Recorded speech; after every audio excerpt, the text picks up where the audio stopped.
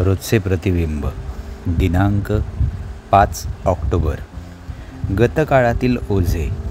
कारण खऱ्या विद्वानांना हे माहीत असते की स्वतःचा शोध ही जोपर्यंत नियमित सवय बनत नाही व आपल्यात आढळलेली प्रत्येक गोष्ट कबूल करणे व स्वीकारणे जोपर्यंत शक्य होत नाही आणि जे चूक आहे त्यात शांतपणे व चिकाटीने सुधारणा करण्याचा प्रयत्न केला जात नाही, तोपर्यंत कोणतीही व्यक्ती जीवनात फारसे काही मिळवू शकत नाही. 12 पायऱ्या व 12 रूढी, पान 88 इंग्रजी. कालचे ओझे स्वतः बरोबर फरफटत वाहून नेण्याव्यतिरिक्त सुद्धा आज माझ्याकडे करण्यासारखे बरेच काम आहे. जर मला उद्या संधी हवी असेल तर आज समतोल राखला पाहिजे. म्हणून मी स्वतःला विचारतो, जर मी चूक केली असेल तर ती परत न होऊ देण्यासाठी माझी ती विशिष्ट वागणूक मी कशी टाळू शकतो? मी कोणाला दुखावले काय?